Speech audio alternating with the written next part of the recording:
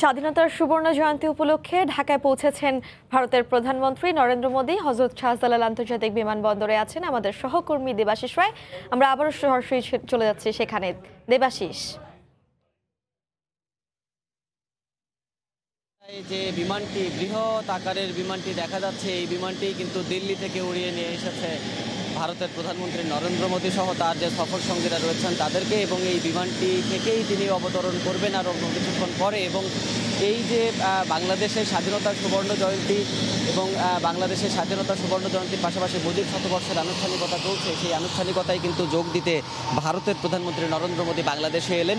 এবং অল্প কিছুক্ষণ পরেই আপনারা জানেন যে বিমান একটি অবতরণ করার পরে হযরত শাহজালাল আন্তর্জাতিক বিমানবন্দরের ভিভিআইপি টার্মিনালে কিছু আনুষ্ঠানিকতা থাকে, সেই আনুষ্ঠানিকতাগুলো কিন্তু এখন সম্পন্ন করা হবে এবং সেই আনুষ্ঠানিকতাগুলো করতে কিছুটা সময় এখানে অতিবাহিত হয়। আপনাদেরকে এর আগেই জানিয়েছি যে ভারতের প্রধানমন্ত্রী নরেন্দ্র মোদীকে বরণ করার জন্য, রাষ্ট্রীয় অভ্যর্থনা জানানোর জন্য এরই মধ্যে এখানে উপস্থিত হয়েছেন প্রধানমন্ত্রী শেখ হাসিনা। এবং প্রধানমন্ত্রী শেখ হাসিনার পাশাপাশি আমরা এখানে লক্ষ্য করছি যে মন্ত্রী পরিষদের বেশ কজন সদস্য, 3 বাহিনী প্রধান, প্রধানমন্ত্রীর কার্যালয়ের ঊর্ধ্বতন কর্মকর্তা, তারাও কিন্তু এখানে উপস্থিত হয়েছেন আমরা লক্ষ্য করেছি। এবং এখন যে বিমানবন্দরের বিমানটি থেকে প্রধানমন্ত্রী নরেন্দ্র মোদী নেমে আসা পর্যন্ত আসলে যে আনুষ্ঠানিকতা, সেটির জন্য কিছু সময় অপেক্ষা করতে হবে, কেননা এখানে কিছু প্রযুক্তিগত বিষয় থাকে, কিছু টেকনিক্যাল প্রিপারেশনের ব্যাপার থাকে। সেই বিষয়গুলো সম্পন্ন হলেই কিন্তু তিনি বিমান থেকে নেমে আসবেন। এবং ঠিক তার আগেই কিন্তু প্রধানমন্ত্রী শেখ হাসিনা তাকে বরণ করে নেওয়ার জন্য, রাষ্ট্রীয় অভ্যর্থনা জানানোর জন্য, লাল গালিচা সংবর্ধনা দেওয়ার জন্য তাকে আহ্বান জানাবেন। এবং সেই আহ্বান জানানোর আগে প্রধানমন্ত্রী শেখ হাসিনা গালিচায় হেঁটে আসবেন। এখানকার যে বিমানবন্দরের যে রাষ্ট্রাচার রয়েছে, সেই রাষ্ট্রাচারের আনুষ্ঠানিকতা অনুযায়ী আমরা বলতে পারি যে এই আনুষ্ঠানিকতাগুলো অল্প কিছুক্ষণ পরেই শুরু হবে। এবং আপনাদেরকে জানিয়ে রাখি, প্রধানমন্ত্রী শেখ হাসিনার প্রধানমন্ত্রী নরেন্দ্র মোদীর যে এবারের সফর, সেই সফরটিকে কিন্তু নানানভাবেই দেখা হচ্ছে। এবং এই সফরটির যে আনুষ্ঠানিকতা, এই সফরের যে ব্যঞ্জনা, সেটি কিন্তু আসলে নানানভাবে দেখবার জায়গা আছে। আপনাদেরকে জানিয়ে রাখি যে প্রধানমন্ত্রী নরেন্দ্র মোদীর যে 2 দিনের সফর শুধুমাত্র উনি যে মুজিব শতবর্ষের আনুষ্ঠানিকতায় যোগ দিতে আসছেন বিষয়টি তা নয়। প্রধানমন্ত্রী শেখ হাসিনার সঙ্গেও তার দ্বিপক্ষীয় বৈঠক হবে। তিনি ঢাকার বাইরে সাতক্ষীরা এবং গোপালগঞ্জের টুঙ্গিপাড়ায় 2টো ভেন্যু রয়েছে, টুঙ্গিপাড়ায় 2 জায়গায় উনি যাবেন। টুঙ্গিপাড়ায় তিনি জাতির পিতা সমাধিসৌধ যেমন পরিদর্শন করবেন, একই সঙ্গে গোপালগঞ্জের কাশিয়ানী উপজেলায় সেখানে কিছু আনুষ্ঠানিকতা রয়েছে, সেখানে তিনি একটি মন্দির পরিদর্শন করবেন। সেখানে মতুয়া সম্প্রদায় রয়েছে, মতুয়া সম্প্রদায়ের যারা রয়েছেন সেই অধিবাসীদের সঙ্গেও তিনি কথা বলবেন, এমনটি কিন্তু সফরসূচির মধ্যে রয়েছে। সব মিলিয়ে যদি বলা চলে তাহলে তার যে 2 দিনের সফর, এই 2 দিনের পুরো 2 দিনই কিন্তু তিনি চরম কর্মব্যস্ত সময় পার করবেন প্রধানমন্ত্রী শেখ হাসিনা এবং প্রধানমন্ত্রী নরেন্দ্র মোদী।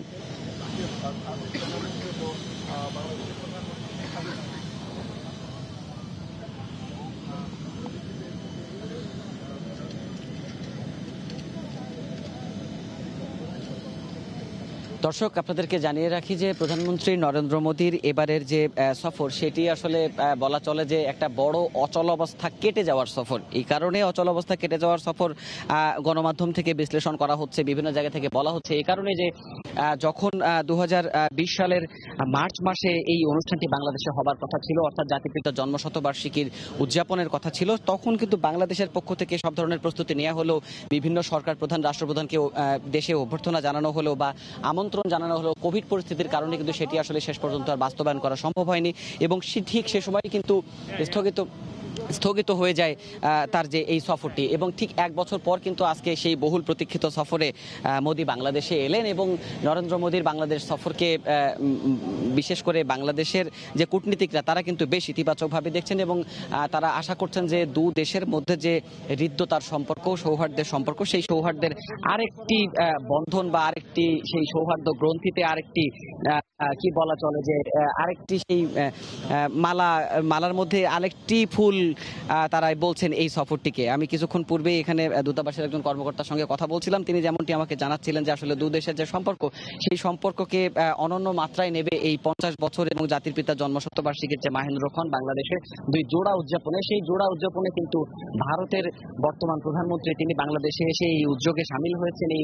আয়োজনে যোগ দিতে এসেছেন। এই বিষয়টিও কিন্তু দুদেশের যে কূটনৈতিক সম্পর্ক, দুদেশের যে দ্বিপক্ষীয় সম্পর্ক, সেই দিক থেকে, সেই তাৎপর্যের দিক থেকে কিন্তু ভিন্ন মাত্রায় বিশ্লেষণ করছেন নীতি নির্ধারক সহ এখানে যারা রয়েছেন, বিশেষ করে বিশিষ্ট জনরা সমাজের, এমনকি কূটনীতিকরা। তারা কিন্তু বিষয়টিকে বলছেন যে যেহেতু বাংলাদেশের মুক্তিযুদ্ধের সময়, মুক্তিযুদ্ধের ঠিক স্বাধীনতার অর্জনের সময় বাঙালির যে আত্মত্যাগ, সেই আত্মত্যাগে কিন্তু কাঁধে কাঁধ মিলিয়ে ভারতীয় সেনারাও বাংলাদেশের সঙ্গে কাঁধে কাঁধ মিলিয়ে সেই স্বাধীনতা অর্জনে সহায়তা করেছিলেন। এবং একই সঙ্গে সঙ্গে কিন্তু আপনাদেরকে জানিয়ে রাখি যে শুধুমাত্র তারা যুদ্ধে সহায়তা করেছেন, যুদ্ধের ময়দানে তারা সঙ্গ দিয়েছেন, বিষয়টি আসলে তেমন নয়।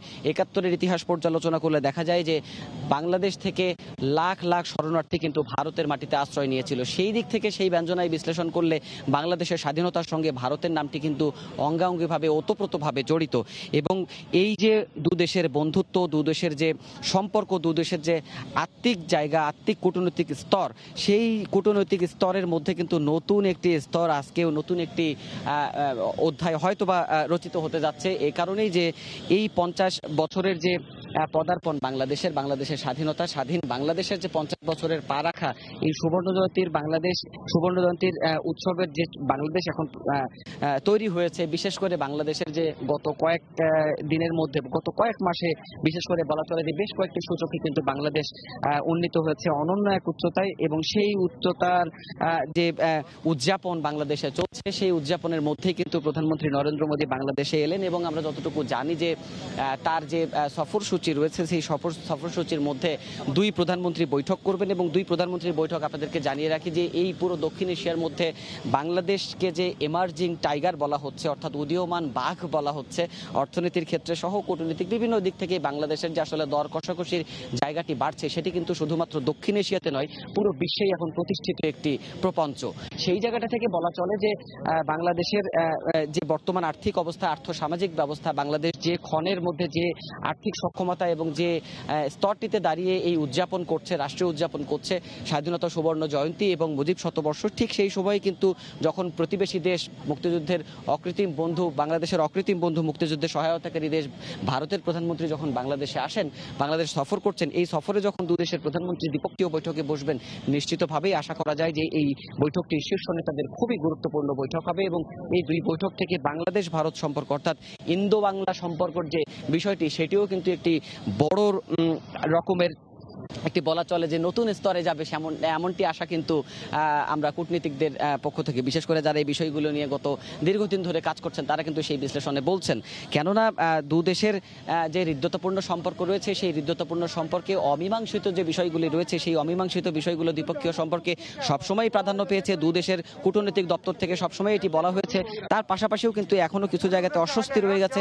সেই অস্বস্তিগুলো হয়তোবা প্রধানমন্ত্রী শেখ হাসিনা এবং প্রধানমন্ত্রী নরেন্দ্র মোদীর যে শীর্ষ বৈঠক অনুষ্ঠিত হবে, দ্বিপক্ষীয় বৈঠক অনুষ্ঠিত হবে, সেই দ্বিপক্ষীয় বৈঠকগুলোতে সেগুলোর আবারও নতুন করে ঝালিয়ে নেওয়ার সুযোগ হবে। এবং তার পাশাপাশি কিন্তু অনেকগুলোতে অনেক কিছু সমাধানও আসতে পারে। আমরা এখন পর্যন্ত জানতে পেরেছি যে বাণিজ্য, কানেক্টিভিটি এবং তার পাশাপাশি বেশ কিছু ইস্যুতে 4 থেকে 5টি সমঝোতা স্মারক সই হতে পারে। এবং 4 থেকে 5টি সমঝোতা স্মারক সইয়ের পর ছাড়াও আমরা যতটুকু জানতে পেরেছি যে দুই প্রধানমন্ত্রী একসঙ্গে একটি অনুষ্ঠান থেকেই তারা ভার্চুয়ালি বেশ কিছু যৌথ প্রকল্পের উদ্বোধন করবেন। অর্থাৎ যে প্রকল্পগুলো বাংলাদেশ এবং ভারতের যৌথ উদ্যোগে বাস্তবায়ন করা হচ্ছে, এমন কিছু প্রকল্পের কিন্তু তারা উদ্বোধন করবেন। এবং এই প্রকল্পগুলো উদ্বোধনের মাধ্যমে বাংলাদেশ এবং ভারতের যে সম্পর্ক, সেটিও কিন্তু আরও একটি নতুন মাত্রা পাবে। কেননা আপনাদেরকে এর আগেই বলেছি যে বাংলাদেশ একটি খুব গুরুত্বপূর্ণ সময় পার করছে, স্বাধীনতার ৫০ বছরে, একই সঙ্গে সঙ্গে মুজিব শতবর্ষ। এই সময়ে বাংলাদেশের যে বিভিন্ন সূচকে সফলতার উত্তরণ, এই উত্তরণের গল্প যে সময় বাংলাদেশ বিশ্ববাসীকে শুনিয়েছে, বিশ্ববাসীকে শোনাচ্ছে, ঠিক সেই সময় কিন্তু ভারতের প্রধানমন্ত্রী নরেন্দ্র মোদীর এই সফর বেশ তাৎপর্যপূর্ণ। বাংলাদেশের পক্ষ থেকে এখন পর্যন্ত চেষ্টা করা হচ্ছে তার এই সফরকে সর্বোচ্চ সফল সফর করার জন্য। কেননা তিনি বাংলাদেশে এসেছেন এবং বাংলাদেশ সরকারের সঙ্গে তিনি যখন বৈঠকে বসবেন, অবশ্যই দু দেশের যে অমীমাংসিত বিষয়গুলো রয়েছে, সেই বিষয়গুলো উঠে আসবে। আপনাদেরকে জানিয়ে রাখি যে দু দেশের অমীমাংসিত বিষয়গুলো নিয়ে আলোচনার পাশাপাশি আরও কিছু বিষয় আসবে দু দেশের দ্বিপক্ষীয় সম্পর্কের আওতায়, কূটনৈতিক সম্পর্কের আওতায়। সেই বিষয়গুলোর পাশাপাশি কূটনৈতিক দপ্তরগুলো বলছে যে যদিও এবারের তার সফরটি শুধুমাত্রই উদযাপন কেন্দ্রিক, অর্থাৎ মুজিব শতবর্ষ এবং স্বাধীনতা সুবর্ণ জয়ন্তীতে বাংলাদেশে যে 10 দিনের অনুষ্ঠানমালার আয়োজন করা হয়েছে, সেই অনুষ্ঠানে প্রধানমন্ত্রী নরেন্দ্র মোদীকে উদযাপনের সঙ্গী হওয়ার আহ্বান জানিয়েছে বাংলাদেশ। তারপরেও দুদেশ যখন দ্বিপক্ষীয় বৈঠক করবে, সেই বৈঠক থেকে নিশ্চয়ই কিছু না কিছু, নিশ্চয়ই নতুন কোনো অধ্যায়, নতুন কোনো বিষয় অথবা পুরনো যে বিষয়গুলো এখনো অমীমাংসিত রয়ে গেছে, সেই বিষয়গুলোর সমাধানকল্পে কোন কোন পদক্ষেপ দুদেশের কর্তৃপক্ষ, দুদেশের সরকার, দুদেশের রাষ্ট্র নেবে, সেই বিষয়গুলো কিন্তু একটা বোঝাপড়ার জায়গা তৈরি হয়েছে। দর্শক, আপনাদেরকে জানিয়ে রাখি যে মুজিব শতবর্ষ উপলক্ষে বাংলাদেশে যে 10 দিনের আয়োজনমালা করা হয়েছে 17 মার্চ থেকে 26 মার্চ পর্যন্ত, সেই আয়োজনে এরই মধ্যে 4 জন সরকার ও রাষ্ট্রপ্রধান এরই মধ্যে বাংলাদেশে ভ্রমণ করে গেছেন। এবং সেগুলো যদি আমরা বলি তাহলে বলা চলে যে 17 মার্চ বাংলাদেশে এসেছিলেন মালদ্বীপের প্রেসিডেন্ট ইব্রাহিম মোহাম্মদ সোলি, তারপর এসেছিলেন শ্রীলঙ্কার প্রধানমন্ত্রী মাহিন্দা রাজাপাকসে, তারপর এসেছিলেন নেপালের রাষ্ট্রপতি বিদ্যাদেবী ভান্ডারী। তিনি প্রথম রাষ্ট্রপতি হিসেবে নেপাল থেকে বাংলাদেশে এসে সফর করে গেছেন, যেটি বাংলাদেশ এবং নেপালের দ্বিপক্ষীয় সম্পর্কে অবশ্যই নতুন একটি জায়গা। তারপরই ছিল কিন্তু ভুটানের প্রধানমন্ত্রী ডাক্তার লোটে শেরিং, তিনিও সফর করে গেছেন। অর্থাৎ দক্ষিণ এশিয়ার যে আসলে দেশগুলি রয়েছে, সেই দক্ষিণ এশিয়ার দেশগুলির মধ্যে যে সম্পর্ক, সেই সম্পর্ক কিন্তু বাংলাদেশ নতুন করে ঝালিয়ে নেওয়ার একটি সুযোগ পেয়েছে বা সুযোগ করে নিয়েছে বাংলাদেশ, সেটি মুজিব শতবর্ষ এবং স্বাধীনতার সুবর্ণ জয়ন্তী উপলক্ষে। এই আয়োজনে, এই উদযাপনে যে সব সরকার এবং রাষ্ট্রপ্রধান বাংলাদেশে যোগ দিতে এসেছিলেন, আপনাদেরকে আমরা এই কয়েকদিনেও গণমাধ্যমে দেখানো হয়েছে বা দর্শক আপনারা দেখেছেন যে দু দেশের সরকার এবং রাষ্ট্রপ্রধানরা যখন বসেন, অবশ্যই তাদের বৈঠক থেকে দু দেশের দ্বিপক্ষীয় বাণিজ্যিক, দ্বিপক্ষীয় সম্পর্কের আওতায়, দ্বিপক্ষীয় কূটনৈতিক যে হৃদ্যতা রয়েছে, সেটির আওতায় কিন্তু বেশ কিছু বিষয় উপস্থাপিত হয় এবং সেগুলো থেকে দু দেশই উপকৃত হবার সুযোগ থাকে। সেগুলো কিন্তু আমরা লক্ষ্য করেছি যে উদযাপনের পাশাপাশি বিগত সফরগুলিতে, বিগত দিনগুলিতে, বিশেষ করে গত এক সপ্তাহের মধ্যে, 1 থেকে 10 দিনের মধ্যে যে সরকার এবং রাষ্ট্রপ্রধানরা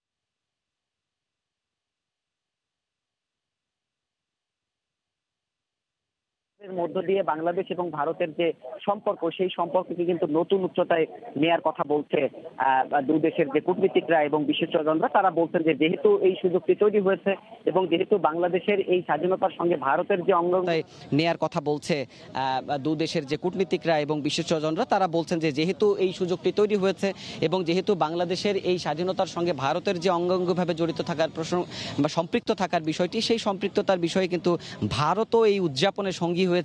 এইটি কিন্তু একটি বড় তাৎপর্যপূর্ণ বিষয় হিসেবে কিন্তু বিশিষ্টজনরা ব্যাখ্যা করছেন।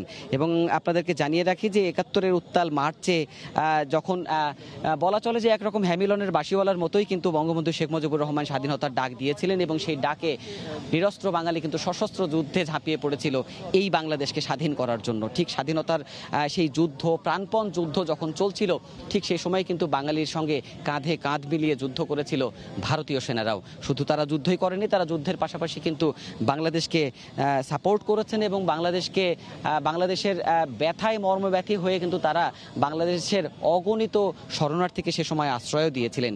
এবং আরও একটি উল্লেখযোগ্য বিষয় হচ্ছে যে ভারতের যে সেনারা বাংলাদেশের কে সহায়তা করেছিল, সেই সময় কিন্তু সেই সেনারা স্বাধীনতার পরপরই, বিজয়ের পরপরই তারা তাদের সেনাদেরকে এখান থেকে তুলেও নিয়ে যায়। অর্থাৎ একটি দেশকে সহায়তা করার যে নিদর্শনগুলি থাকতে হয়, সেই নিদর্শনগুলি কিন্তু বাংলাদেশ এবং ভারতের সম্পর্কটি বিশ্লেষণ করলে দেখা যায় যেটি আসলে ঐতিহাসিক।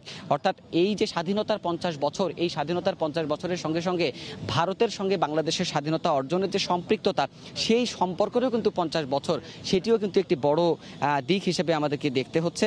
এবং বিশিষ্টজনরা বারবারই বলছেন যে যেহেতু এই মাহেন্দ্রক্ষণে দুই প্রধানমন্ত্রী বসছেন, দুই প্রধানমন্ত্রী, আপনাদেরকে এর আগেও আমরা বলেছি যে দুই প্রধানমন্ত্রী যখন বৈঠকে বসবেন, অবশ্যই সেখান থেকে ইতিবাচক কিছু বেরোয় আসবে এবং অবশ্যই ইতিবাচক যে সিদ্ধান্তগুলো দু দেশের জন্য দ্বিপক্ষীয়ভাবে রয়েছে, সেগুলো উঠে আসবে। তার পাশাপাশি আপনাদেরকে জানিয়ে রাখি যে দুই প্রধানমন্ত্রীর বৈঠক এখন শুধুমাত্র বাংলাদেশ এবং ভারতের বিষয়টি আসলে মোটেও সেভাবে দেখার কোনো সুযোগ নেই। কেননা দুই প্রধানমন্ত্রীর বৈঠক কে অবশ্যই তাৎপর্যপূর্ণভাবে, বহুমাত্রিক তাৎপর্যপূর্ণভাবে দেখতে হবে। কেননা এখন যে বিশ্বায়নের যুগ, সেই বিশ্বায়নের যুগে যোগাযোগ, একই সঙ্গে অংশীদার ভিত্তিক অর্থনীতি, অংশীদার ভিত্তিক বাণিজ্য, এগুলো কিন্তু এখন অনেক বড় বিষয়। সেক্ষেত্রে দুই প্রভাবশালী নেতা, দক্ষিণ এশিয়ার প্রধানমন্ত্রী শেখ হাসিনা এবং প্রধানমন্ত্রী নরেন্দ্র মোদী, দুইজন যখন বৈঠকে বসবেন, সেই বৈঠকটিকে ঘিরে কিন্তু আসলেই নানান ধরনের আশা দু দেশের মানুষ, বিশেষ করে ভারত এবং বাংলাদেশের কূটনৈতিক তরফে কিন্তু করা হচ্ছে। এবং সেই জায়গাটা থেকে বলা চলে যে বাংলাদেশ এবং ভারতের প্রধানমন্ত্রী, সরকার প্রধানের যে বৈঠক, সেই বৈঠকটিকে শুধুমাত্র দু দেশের দ্বিপক্ষীয় ইস্যুর মধ্যে আটকে না রেখে সেটিকে মনে হয় আরও বিস্তৃত পরিসরে চিন্তাভাবনা করার সুযোগ রয়েছে। কেননা কূটনৈতিক বিশ্লেষকরা বারবারই বলছেন যে বাংলাদেশ কিন্তু এখন আন্তর্জাতিক অঙ্গনে বার্গেইনিং অর্থাৎ দর কষাকষির একটি অবস্থানে পৌঁছেছে। অর্থাৎ বাংলাদেশের যে আগে আর্থিক অবস্থান ছিল, আগে যে আর্থসামাজিক প্রেক্ষাপট ছিল, সেই প্রেক্ষাপট কিন্তু এখন পরিবর্তন হয়েছে এবং এই পরিবর্তন হওয়ার ফলে বাংলাদেশের যে স্ট্যাটাস, বাংলাদেশের যে সক্ষমতা, সেই সক্ষমতার কাতার কিন্তু এখন পরিবর্তন হয়েছে। আপনারা জানেন যে বাংলাদেশ স্বল্পোন্নত দেশের কাতারে উন্নীত হয়েছে অল্প কিছুদিন পূর্বেই, স্বাধীনতা সুবর্ণ জয়ন্তীর অল্প কিছুদিন পূর্বেই। এটিকেও কিন্তু সুবর্ণ জয়ন্তীর একটি বড় দিক বা বড় অর্জন হিসেবে দেখা হচ্ছে, এটিও একটি উদযাপনের অনুষঙ্গ। সেই তুলনায় বলা চলে যে দুই প্রধানমন্ত্রী যখন বৈঠক করবেন, সেই বৈঠকটিকে কিন্তু আসলেই খুব ছোট আকারে দু দেশের দ্বিপক্ষীয় বৈঠক আকারে দেখার সুযোগ খুবই কম রয়েছে। আমি কূটনৈতিক বিশ্লেষকদের সঙ্গে যতটুকু কথা বলার সুযোগ পেয়েছি, তারা এই সফরটিকে খুবই তাৎপর্যপূর্ণ বলছেন। তারা বলছেন যে যেহেতু ভারতের প্রধানমন্ত্রী নরেন্দ্র মোদী বাংলাদেশ সফর করছেন, এই সফরের মধ্যে দিয়ে অবশ্যই বাংলাদেশের যে দর কষাকষির সম্পর্কটি, বাংলাদেশের যে দর কষাকষির সক্ষমতাটি এখন তৈরি হয়েছে, সেই সক্ষমতাটি দুই শীর্ষ নেতার বৈঠকে অবশ্যই বাংলাদেশকে উপস্থাপিত করতে হবে এবং সেই উপস্থাপনের মধ্যে বন্ধুত্বপূর্ণ, হৃদ্যতাপূর্ণ সম্পর্কের মধ্য দিয়ে কিন্তু কূটনৈতিকভাবে যে আসলে বিজয় বা কূটনৈতিকভাবে যে বিষয়গুলো অর্জনের বিষয়গুলি রয়েছে, সেগুলিতে কিন্তু প্রাধান্য দিতে হবে, এমনটি কিন্তু কূটনৈতিক বিশ্লেষকদের ব্যাখ্যায় আমরা লক্ষ্য করছি। তার পাশাপাশি আপনাদেরকে জানিয়ে রাখি যে ভারতের যে সিরাম ইনস্টিটিউট রয়েছে, সেই সিরাম ইনস্টিটিউট থেকে আমরা বাংলাদেশ সরকার ভ্যাকসিন কিনছেন এবং সেই ভ্যাকসিনের যে আমরা যতটুকু জানতে পেরেছি যে প্রধানমন্ত্রী নরেন্দ্র মোদীর আজকের সফরের মধ্যে দিয়ে 12 লাখ ডোজ বিশেষ ভ্যাকসিন অর্থাৎ উপহার স্বরূপ তিনি বাংলাদেশে নিয়ে এসেছেন। এছাড়া আমরা যতটুকু জানতে পেরেছি যে তার যে সফর, এই সফরে বেশ কিছু অ্যাম্বুলেন্স বাংলাদেশকে তারা দেবেন, মানে উপহার দেবেন। আসলে দু দেশের প্রধানমন্ত্রী যখন সফর করেন, এটি আসলে সত্যিই বন্ধুত্বপূর্ণ সম্পর্ক এবং এই বন্ধুত্বপূর্ণ সম্পর্কের নিদর্শন বিভিন্ন সময়ে কিন্তু বিভিন্নভাবে দু দেশের যে রাষ্ট্র পর্যায়ের যে যোগাযোগ, রাষ্ট্র পর্যায়ের যে বোঝাপড়া, সেই বোঝাপড়াগুলোতে কিন্তু লক্ষ্য করা গেছে। আসলে বিমানবন্দরের এখন পর্যন্ত যে আনুষ্ঠানিকতা, সেটি দিয়ে আমরা বলতে পারি যে খুব বেশি সময় বাকি নেই। প্রধানমন্ত্রী নরেন্দ্র মোদী বেরিয়ে আসবেন বিমান থেকে। আপনারা লক্ষ্য করছেন যে প্রধানমন্ত্রী শেখ হাসিনা লালগালিচায় হেঁটে আসছেন। লালগালিচায় হেঁটে তিনি অভ্যর্থনা মঞ্চ এখানে যেটি করা হয়েছে, যেখানে গার্ড অব অনার দেওয়া হবে প্রধানমন্ত্রী নরেন্দ্র মোদীকে এবং প্রধানমন্ত্রীর সেই যে বরণের আনুষ্ঠানিকতা, অভ্যর্থনা, সেই অভ্যর্থনা জানাতে এই মহামারীর মধ্যেও কিন্তু আমরা লক্ষ্য করছি প্রধানমন্ত্রী শেখ হাসিনা লালগালিচায় হেঁটে আসছেন, বিমানের দিকে এগিয়ে আসছেন এবং অভ্যর্থনা মঞ্চ পার হয়ে তিনি বিমানের সামনে এসে অবস্থান নেবেন এবং তারপরই কিন্তু ভারতের প্রধানমন্ত্রী নরেন্দ্র মোদী সিঁড়ি বেয়ে নেমে আসবেন, এমনটি কিন্তু আমরা এখানকার প্রস্তুতি লক্ষ্য করছি। এবং আপনাদেরকে এর আগেই জানিয়েছি যে পুরো কোভিড পরিস্থিতির কারণে 1 বছর আগে এই সফরটি অনুষ্ঠিত হবার কথা থাকলেও সেই সফরটি কিন্তু 1 বছর আগে অনুষ্ঠিত হয়নি, অর্থাৎ সেই সফরটি করা সম্ভব হয়নি। বাংলাদেশ এবং ভারত দু দেশ কোনো দেশই আসলে সফল হয়নি সেই সফরটি করতে।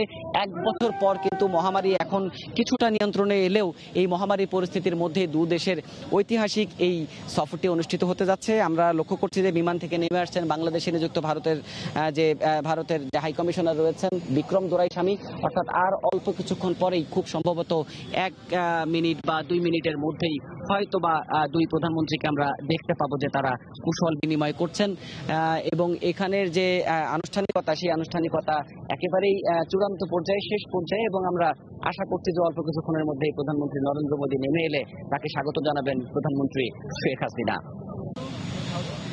দর্শক, নরেন্দ্র মোদীকে আমরা লক্ষ্য করছি, নরেন্দ্র মোদী বিমান থেকে বেরিয়ে আসছেন এবং নরেন্দ্র মোদী এখন বাংলাদেশে, বিশেষ করে বাংলাদেশে তার যে আনুষ্ঠানিক সফর, সেই সফরটি শুরু হচ্ছে এবং তিনি বিমান থেকে নেমে আসছেন। তাকে আমরা দেখছি যে তিনি বিমান থেকে হেঁটে নেমে আসছেন এবং তার জন্য নিচে অপেক্ষমান রয়েছেন প্রধানমন্ত্রী শেখ হাসিনা।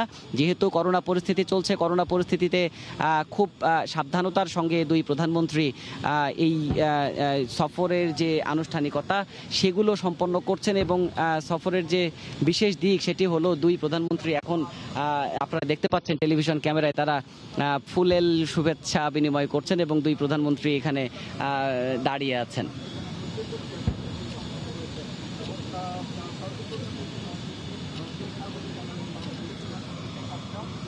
দর্শক আপনারা দেখতে পেলেন যে তারা লাল গালিচায় হেঁটে আসছেন এবং বাংলাদেশের প্রধানমন্ত্রী শেখ হাসিনা তাকে কিন্তু ফুলেল শুভেচ্ছায় বাংলাদেশ অর্থাৎ পুরো জাতির পক্ষ থেকে প্রধানমন্ত্রী নরেন্দ্র মোদীকে রাষ্ট্রীয় অভ্যর্থনায় বরণ করে নিলেন বাংলাদেশে।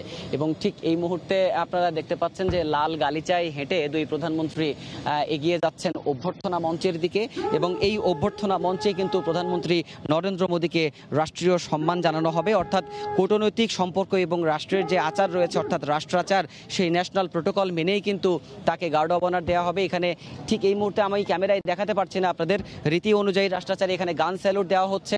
এখানে সেই গান স্যালুটের পাশাপাশি তিন বাহিনীর চৌকস সদস্যরা প্রস্তুত রয়েছে। দুই প্রধানমন্ত্রী দেখতে পাচ্ছেন যে তারা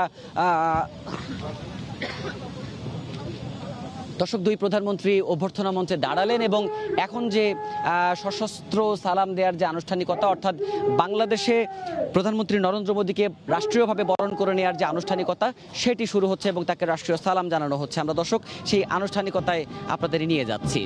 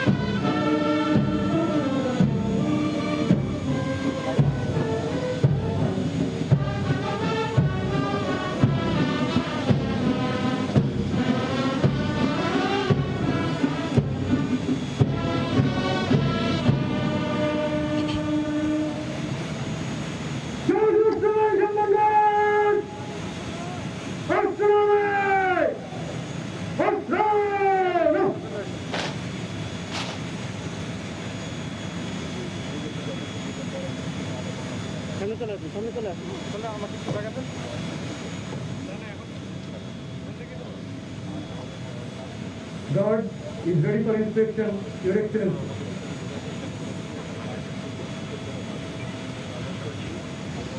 দর্শক আপনারা জানেন যে বিদেশ থেকে যখন কোনো সরকার এবং রাষ্ট্রপ্রধান বাংলাদেশ সফরে আসেন ঠিক সেই সময় কিন্তু তাদেরকে গার্ড অব অনার দেওয়া হয় এবং গার্ড অব অনারের পরপরই কিন্তু সেই সরকার প্রধান অথবা রাষ্ট্রপ্রধানকে কিন্তু বাংলাদেশের গার্ড পরিদর্শন করানো হয়। ঠিক এই মুহূর্তে আপনারা দেখতে পাচ্ছেন যে লাল গালিচায় হেঁটে ভারতের প্রধানমন্ত্রী নরেন্দ্র মোদীকে বাংলাদেশের যে তিন বাহিনীর দল রয়েছে সেই তিন বাহিনীর গার্ড পরিদর্শন করানো হবে রাষ্ট্রীয় রীতি অনুসারে। আপনারা লক্ষ্য করছেন যে প্রধানমন্ত্রী নরেন্দ্র মোদীকে নিয়ে চৌকস কর্মকর্তারা লাল গালিচায় হেঁটে এগিয়ে যাচ্ছেন। বাংলাদেশের তিন যে চৌকস দল রয়েছে সেই চৌকস বাহিনীর যে যারা এখানে উপস্থিত রয়েছেন সেই সদস্যরা এখন সম্পূর্ণ প্রস্তুত প্রধানমন্ত্রী নরেন্দ্র মোদীকে গার্ড পরিদর্শন করানোর জন্য।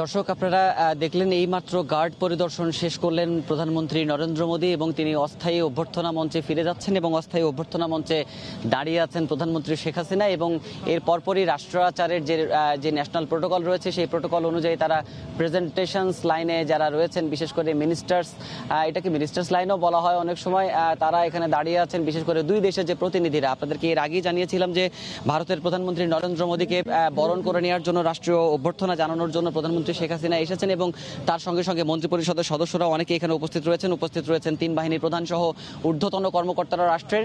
এবং আমরা লক্ষ্য করছি যে দুই প্রধানমন্ত্রী এখন হেঁটে আবারও দুই যে প্রেজেন্টেশনস লাইন রয়েছে সেই প্রেজেন্টেশনস লাইনে দু দেশের যে প্রতিনিধিরা দাঁড়িয়ে আছেন তাদের সঙ্গে একে অপরের সঙ্গে পরিচিত হবেন এবং সেই পর্বটি শেষ হওয়ার পরপরই কিন্তু বিমানবন্দরের যে দুই প্রধানমন্ত্রীর আনুষ্ঠানিকতা সেটি কিন্তু শেষ হবে। এবং আমরা যতটুকু জানি যে প্রধানমন্ত্রী নরেন্দ্র মোদীর যে দুদিনের সফর বাংলাদেশে শুরু হলো, সেই সফরের আনুষ্ঠানিকতা এখন থেকেই শুরু হলো বলা চলে আনুষ্ঠানিকভাবে।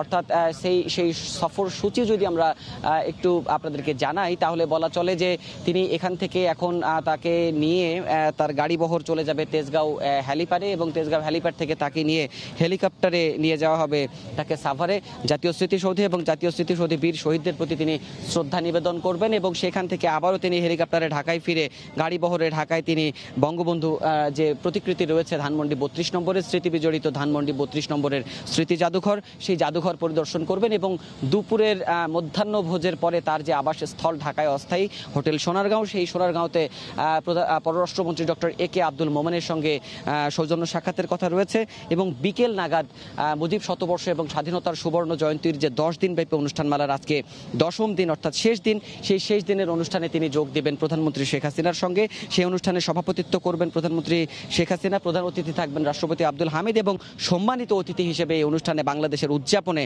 যোগ দিতে সঙ্গী হতে এলেন ভারতের প্রধানমন্ত্রী নরেন্দ্র মোদী। তিনি সেই অনুষ্ঠানে যোগ দেবেন এবং তিনি সেই অনুষ্ঠানে বক্তব্য রাখবেন। আশা করা হচ্ছে সেই বক্তব্যের মধ্যে দু দেশের যে দ্বিপক্ষীয় সম্পর্ক সেটির পাশাপাশি প্রধানমন্ত্রী নরেন্দ্র মোদী আলোকপাত করবেন বঙ্গবন্ধুর জীবনাদর্শ, বঙ্গবন্ধুর নেতৃত্ব, বঙ্গবন্ধুর কূটনৈতিক চিন্তা, সেই জীবনাদর্শের উপরে তিনি আলোচনা করবেন। একই সঙ্গে সঙ্গে দু দেশের যে দ্বিপক্ষীয় সম্পর্ক সেটিও আলোচনা করবেন এবং বাংলাদেশের স্বাধীনতার যে সুবর্ণ জয়ন্তীতে বাংলাদেশের অবস্থান, সুবর্ণ জয়ন্তীতে বাংলাদেশের পরিস্থিতি সেটি তারা বিবেচনা করবেন এবং সেটি বিবেচনায় নিয়ে প্রধানমন্ত্রী নরেন্দ্র মোদী তার ভাষণ রাখবেন বিকেলে, এমনটি কিন্তু আমরা আশা করছি। এখন দেখতে পাচ্ছেন যে বিমানবন্দরের আনুষ্ঠানিকতার এখানে যে রাষ্ট্রীয় আনুষ্ঠানিকতা সেটির প্রায় শেষ পর্যায়ে রয়েছি আমরা এবং সেই আনুষ্ঠানিকতায় আমরা দেখতে পাচ্ছি যে দুই প্রধানমন্ত্রী তাদের দুজনার গাড়ি বহরের কাছাকাছি চলে গেছেন এবং গাড়ি বহরের কাছে দাঁড়িয়ে তারা একে অপরের সঙ্গে কুশল বিনিময় করছেন। অর্থাৎ দুই প্রধানমন্ত্রীর, বাংলাদেশের প্রধানমন্ত্রী ভারতের প্রধানমন্ত্রী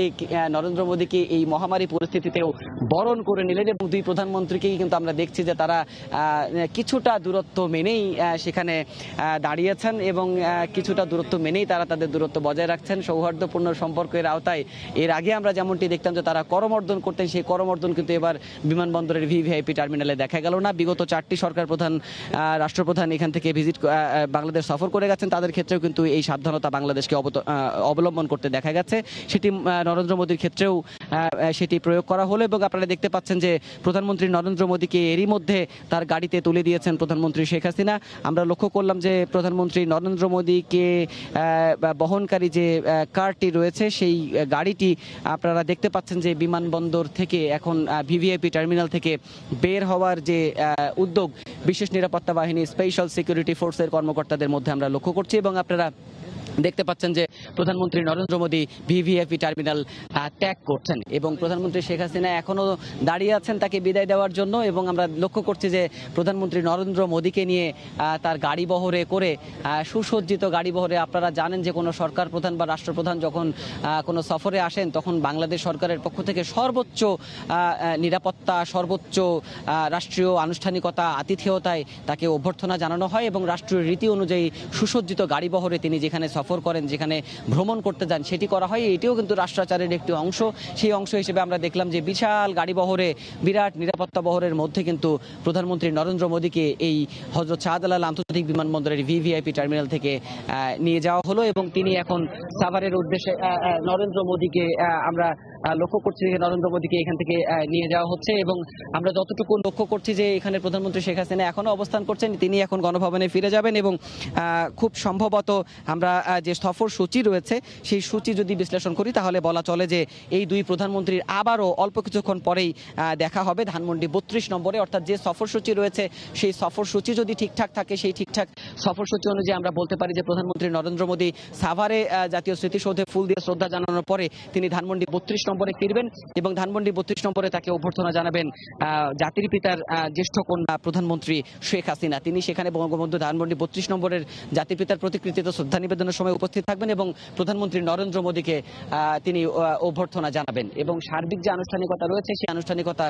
শুরু হয়ে গেল। এবং আপনাদেরকে জানালাম যে যেহেতু দুপুরবেলা পররাষ্ট্রমন্ত্রী ডক্টর এ.কে আব্দুল মোমেন প্রধানমন্ত্রী নরেন্দ্র মোদীর সঙ্গে দেখা করতে যাবেন এবং আপনাদেরকে বলে রাখি যে এটিও একটি আসলে রাষ্ট্রীয় আনুষ্ঠানিকতার অংশ, কেননা দুই প্রধানমন্ত্রীর যে শীর্ষ নেতার বৈঠক হবে আগামীকাল, সেই বৈঠকে কোন কোন বিষয়গুলো উপস্থাপিত হবে এবং বাংলাদেশে যে আসলে কূটনৈতিকভাবে এই সরকার প্রধানকে অভ্যর্থনা জানানো সেটি প্রধানমন্ত্রী একতরফ এখানে জানালেন এক পর্যায়ে বিমানবন্দরে, এবং সেটি কিন্তু রাষ্ট্রীয়ভাবে বা কূটনৈতিকভাবে বাংলাদেশ সরকারের পক্ষ থেকে, গণপ্রজাতন্ত্রী বাংলাদেশ সরকারের পক্ষ থেকে তাকে পররাষ্ট্রমন্ত্রী অভ্যর্থনা জানাবেন, সেটি সৌজন্য সাক্ষাতের মাধ্যমে হবে। এবং তখন আশা করা যাচ্ছে যে পররাষ্ট্রমন্ত্রী প্রধানমন্ত্রী নরেন্দ্র মোদীর সঙ্গে বৈঠকের পরে কালকে কোন কোন বিষয়গুলো নিয়ে দুই প্রধানমন্ত্রীর শীর্ষ নেতার বৈঠকে থাকবে সেই বিষয়গুলোরও কিছুটা হয়তো বা আলোচনা হবে বলে আমরা জানতে পেরেছি। এবং বিকেল নাগাদ প্রধানমন্ত্রী নরেন্দ্র মোদীর ভাষণ বাংলাদেশে মানুষ শুনতে পাবে, শুধু বাংলাদেশ নয়।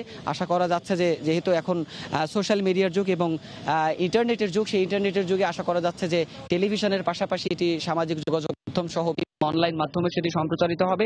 বিকেল 4:30 নাগাদ জাতীয় প্যারেড গ্রাউন্ডের যে 10 দিনের স্বাধীনতার অনুষ্ঠানমালা করা হয়েছে, স্বাধীনতার সুবর্ণ জয়ন্তী এবং মুজিব শতবর্ষ, সেই অনুষ্ঠানমালায় বিকেলে যখন নরেন্দ্র মোদী যোগ দিবেন, সেই যোগ দিয়ে সেখানে তিনি বক্তব্য রাখবেন এবং সেই বক্তব্যে দু দেশের যে পারস্পরিক সম্পর্ক এবং মুজিব শতবর্ষের যে তাৎপর্য, সেই তাৎপর্য নিয়ে কিন্তু প্রধানমন্ত্রী নরেন্দ্র মোদী বক্তব্য রাখবেন বলে আমরা আশা করছি। এবং সেই বক্তব্য থেকে বাংলাদেশের দ্বিপক্ষীয় সম্পর্ক, সেই দ্বিপক্ষীয় সম্পর্কেরও বেশ কিছু বিষয় উপস্থাপিত হবে বা দু দেশের যে মেলবন্ধনের যে বিষয়টি সেটিও মনে হয় আরও একবার নতুন করে উপস্থাপিত হবে প্রধানমন্ত্রী নরেন্দ্র মোদীর ভাষণে, সেটি আমরা আশা করছি।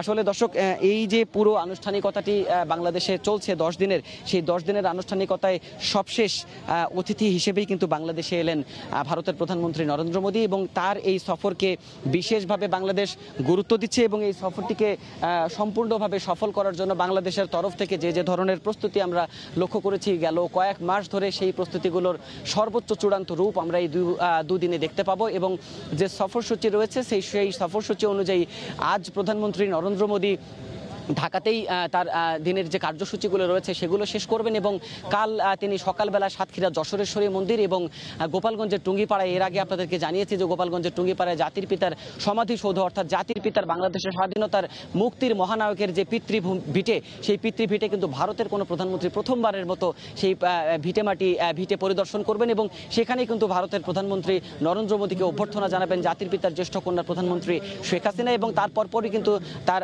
গোপালগঞ্জের কাশিয়ানী নামে যে উপজেলা রয়েছে, সেই কাশিয়ানী উপজেলার ওড়াকান্দিতে যে কয়েকটি পরিবার রয়েছে মতুয়া সম্প্রদায়ের, সেই পরিবারদের যে তীর্থভূমি ধরা হয় সেখানে একটি মন্দির রয়েছে, সেই মন্দিরেও কিন্তু তিনি প্রার্থনা করে সেখানকার যারা অধিবাসী রয়েছেন তাদের সঙ্গে মতবিনিময় করে তারা ঢাকায় ফিরে নরেন্দ্র মোদী প্রধানমন্ত্রী শেখ হাসিনার সঙ্গে শীর্ষ নেতারা বৈঠক করবেন এবং দ্বিপক্ষীয় বৈঠকের পরে বঙ্গভবনে তিনি রাষ্ট্রপতির সঙ্গে কলন করবেন, অর্থাৎ সৌজন্য সাক্ষাৎ করবেন।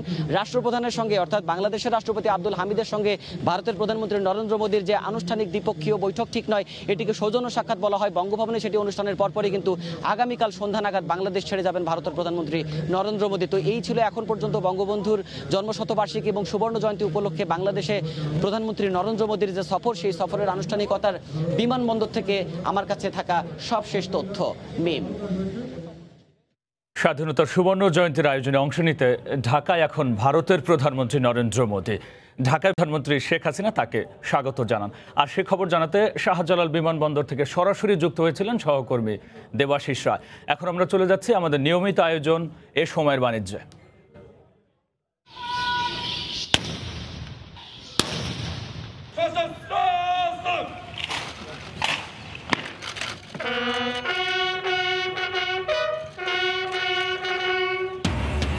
স্বাধীনতার 50 বছর পূর্তির সূর্যকে বরণ, সুবর্ণ জয়ন্তীর ভোরে জাতীয় স্মৃতিসৌধে রাষ্ট্রপতি ও প্রধানমন্ত্রীর শ্রদ্ধা, বীর শহীদদের স্মরণ করছে জাতি। সুবর্ণ জয়ন্তীতে ঢাকা এলেন ভারতের প্রধানমন্ত্রী নরেন্দ্র মোদী। ফেসবুকে বললেন, বন্ধুত্ব গভীর করতে বাংলাদেশে আসা। সফরে 5টিরও বেশি সমঝোতা স্মারক সই হবে। রমজান আসলে আমরা একটা আতঙ্কগ্রস্ত হয়ে যাই। অলরেডি বাজার কিন্তু গরম হওয়া শুরু হয়ে গেছে। সবসময় দাম বেরিয়ে আসতেছে, এখনো ঠিক তাই। রমজান সামনে রেখে নিত্যপণ্যের বাজার নিয়ে শঙ্কা। টিসিবি ট্রাক সেলে উপচে পড়া ভিড়, আরও শক্তিশালী করার তাগিদ ক্যাবের।